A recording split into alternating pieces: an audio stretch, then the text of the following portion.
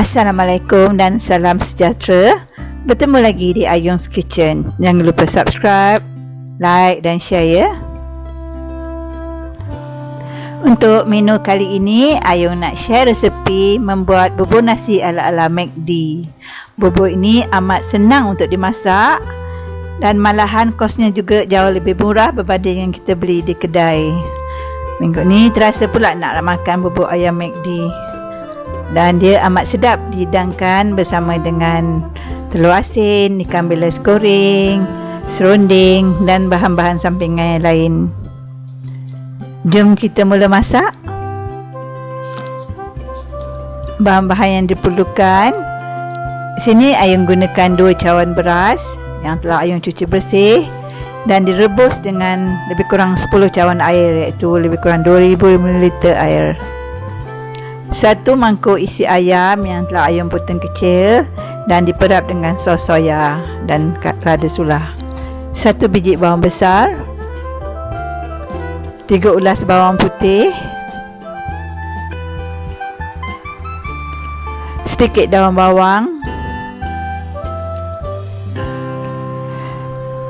2 inci halia muda, 2 biji lada merah,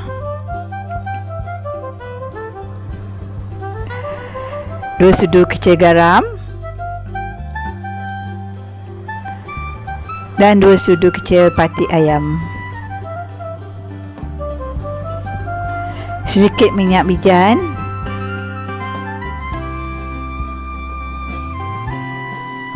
dan serbuk lada sulah secukupnya. Jom kita mula masak. Bawang besar Ayung potong nipis.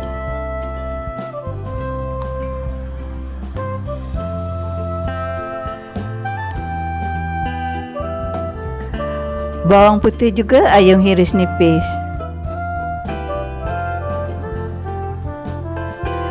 Halia dihiris nipis dan memanjang.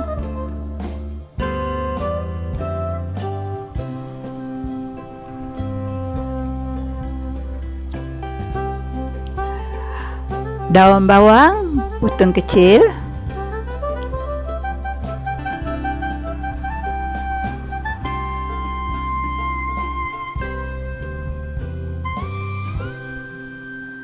Dan lada merah dipotong kecil.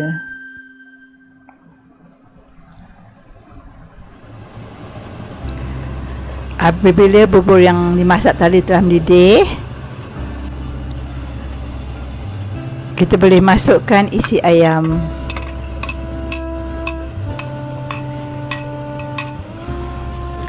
Gaul rata. Dan tambahkan air secukupnya apabila bubur menjadi terlalu pekat. Di sini Ayung tambah lagi lebih kurang 1000 ml air lagi. Kemudian kita boleh masukkan stok ayam dan garam.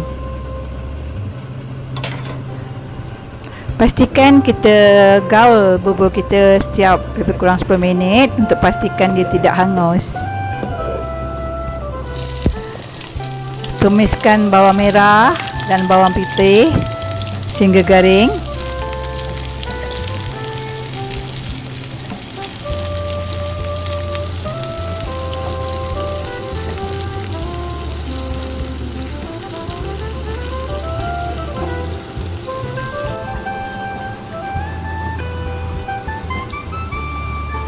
Apabila dia telah garing, kita boleh masukkan ke dalam periuk bubur kita.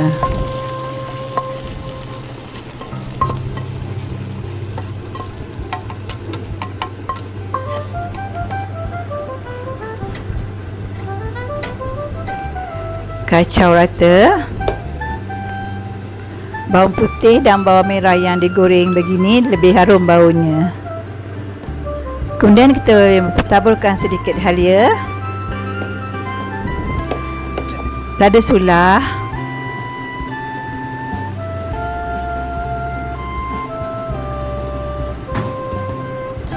dan sedikit minyak bijan.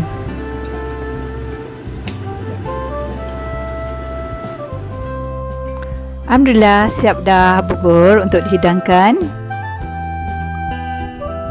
Amat sedap dimakan, panas-panas bersama dengan bahan-bahan sampingan seperti telur asin, ikan bilis goreng, serunding dan sambal juga.